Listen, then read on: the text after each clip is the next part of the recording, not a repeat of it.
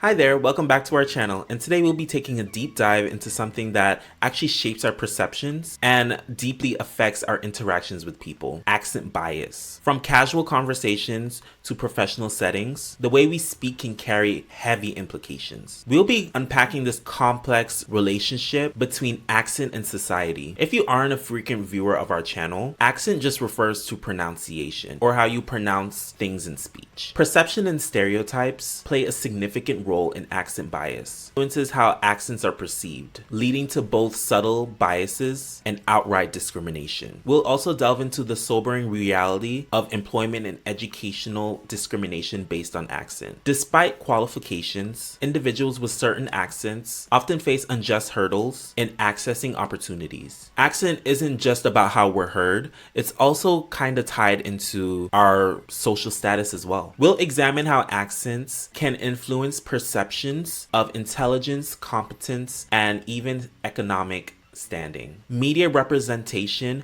plays a crucial role in perpetuating and challenging accent stereotypes. We'll analyze how accents are portrayed in the media and its impact on broader societal attitudes. And finally, we'll touch on language policies and their role in shaping accent stereotypes. From educational curriculums to workplace guidelines, these policies can either reinforce bias or promote inclusivity. If you like videos like this, be sure to hit that subscribe button and give us a like. Also, join the conversation in the comments below. So let's start learning.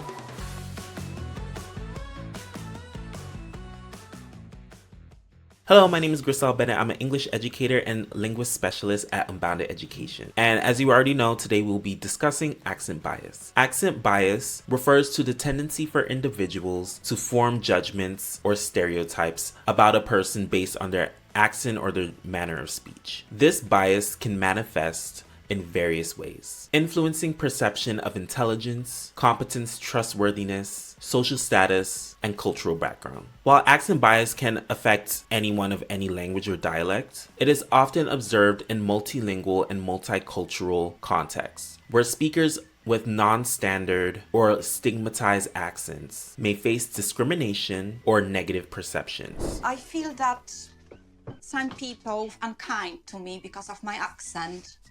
Gosh. And that makes me feel sorry. Come on.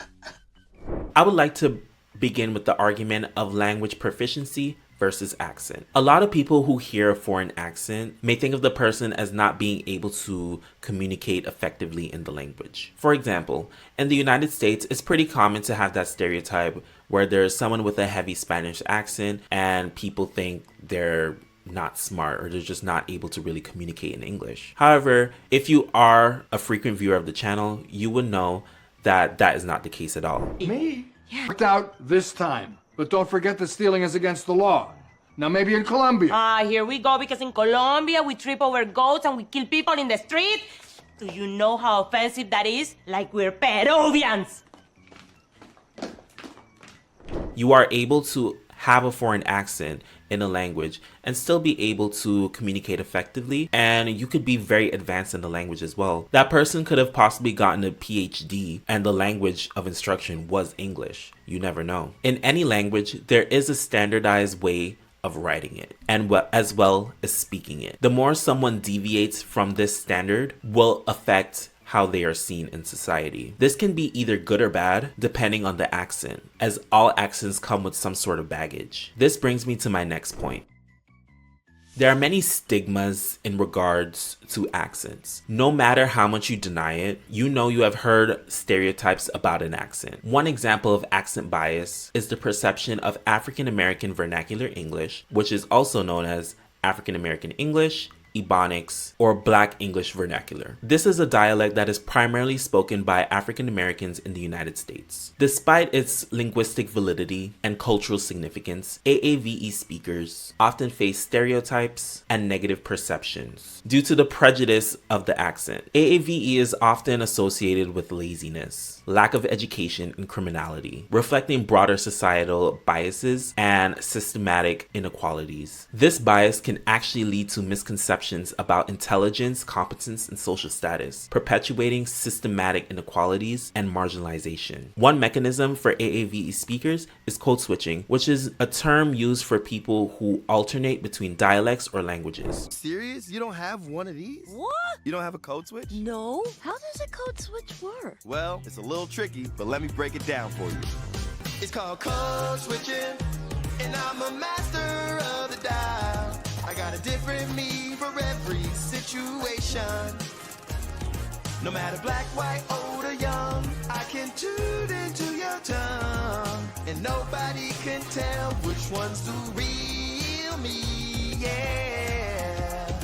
In the case for AAVE speakers, these people switch from the AAVE dialect of English to Standard American English, and they would use Standard American English for professional settings. They do this in order to conform to societal expectations, avoid discrimination, or any other negative social interactions that may occur. Code switching allows many Black Americans in order to adapt to many different environments. However, for the ones who are unable to code switch, they usually do not have as much opportunities in life as compared to someone who can code switch. The necessity of being able to code switch can be seen as a form of linguistic oppression, actually, as it reinforces that Standard American English is the only correct way of speaking English. In a nutshell, they face discrimination because it is deviant from the standard way of speaking English. But where do these stereotypes of AAVE come from? Well, it is deeply rooted in historical, cultural, social, and linguistic biases. Throughout history, this dialect of English has been marginalized and stigmatized. During the era of slavery in the United States, African Americans were systematically denied education and opportunities for linguistic and social mobility. As a result, African American speech patterns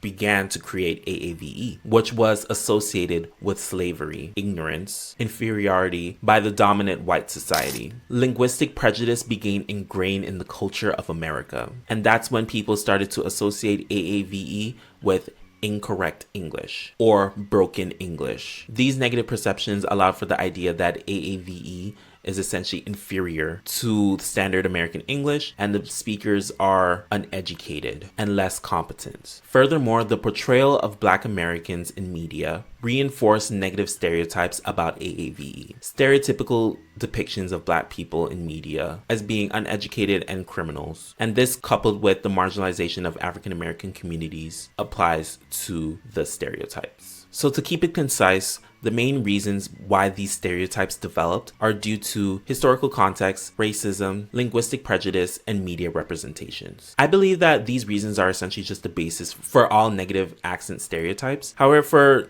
the positive ones, I would say it's mostly just based on historical context and media representation. In the case of the British accent, for example, which is seen positively in the United States.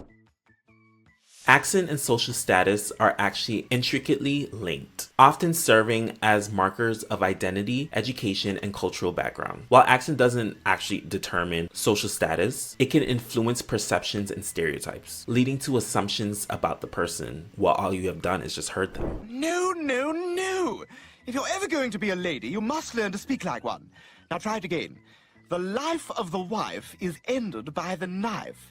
The life of the No, not life, life! One way in which accent and social status correlate is through linguistic prestige. Linguistic prestige refers to the perceived value or status associated with a particular accent. For example, in English-speaking countries, the accents that are associated with universities or affluent regions may be perceived higher than compared to accents that are spoken in lower socioeconomic regions. So accents spoken by immigrants, ethnic minorities, or racial minorities are often viewed more negatively when compared to accents of richer areas. We can use the example of Southern American English. It is often associated with the lower class. And individuals who have an accent that is seen as prestigious or standard may have more advantage in regards to job opportunities compared to someone who has an accent of a lower socioeconomic status. Therefore, accent can actually be applied to your credibility, authority, and competence in professional settings. So given that, accent alone does not determine your social status, but it will influence the perceptions, stereotypes, and opportunities for individuals in various social contexts. While statistical data on accent-based discrimination is somewhat limited due to its complex nature, several studies have provided quantitative insights into its perseverance and effects. In employment settings, accent bias manifests in various forms, including hiring discrimination, limited promotion opportunities, and disparities in salary. For example, research conducted in the University of Chicago, MIT, and the University of Queensland revealed stark disparities in callback rates for job applicants with non-standard dialects of English. In particular, Hispanic accents received a 30% less callback rate when compared to standard accents. Similarly, people with a non-native Australian accent received a 21% less likely callback rate, and those individuals had the same level of experience as everyone else. In educational settings, accent bias can affect academic evaluations. Studies conducted by Stanford University and published in the Journal of Language reveal that teachers tend to rate students with non-standard accents lower compared to other students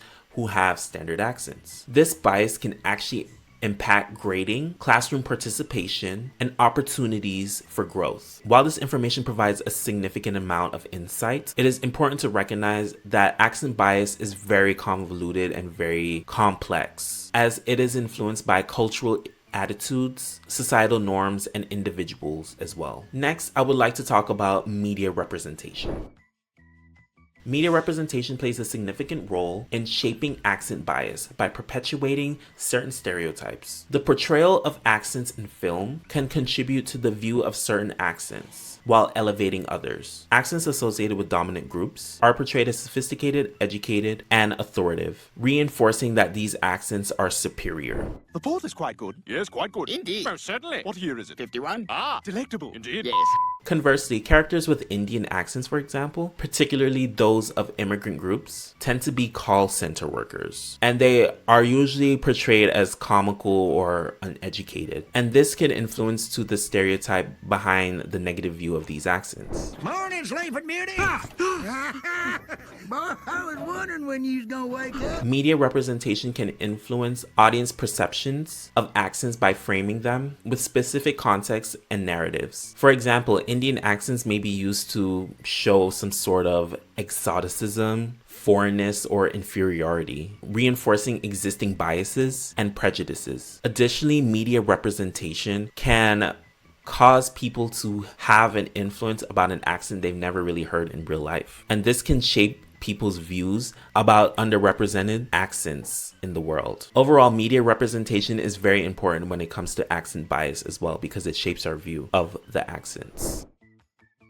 Lastly, I would like to talk about language policies. These policies are usually made by the government, and they are used to promote some sort of linguistic hierarchy. This will privilege certain accents over others, and this will reinforce societal norms regarding language use and proficiency. These policies often reflect power dynamics, social inequalities, and cultural biases within a society, leading to marginalization and discrimination of individuals with non-standard accents. This could create barriers for people who speak non-standard versions of the language. And there are some places where they implement language proficiency tests, and they essentially penalize people who do not use the standard version of the language. These proficiency tests can essentially suppress or prohibit the use of certain accents. For example, in Tibet, which is a part of China, the Chinese government is implementing Mandarin Chinese as the language of use in the region. Most people in Tibet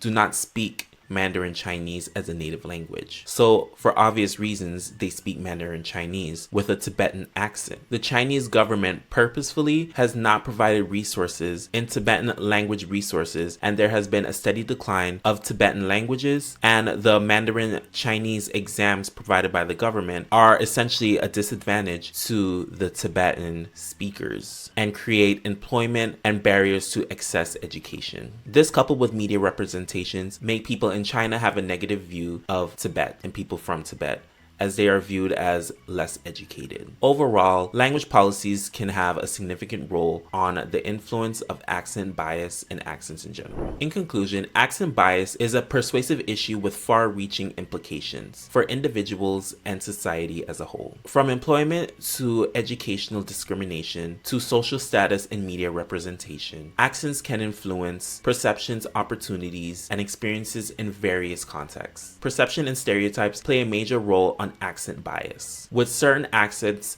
being stigmatized or marginalized due to societal attitudes and cultural biases. Overall, addressing accent bias requires systematic change, including the promotion of linguistic diversity, the challenging of stereotypes, and the implementation of inclusive language policies. By recognizing the relationship between accent and society, we can work towards a more inclusive world where linguistic diversity is appreciated and valued. If you've liked this video, be sure to give us a like and hit that subscribe button. This has been Grisel, and don't forget to keep learning.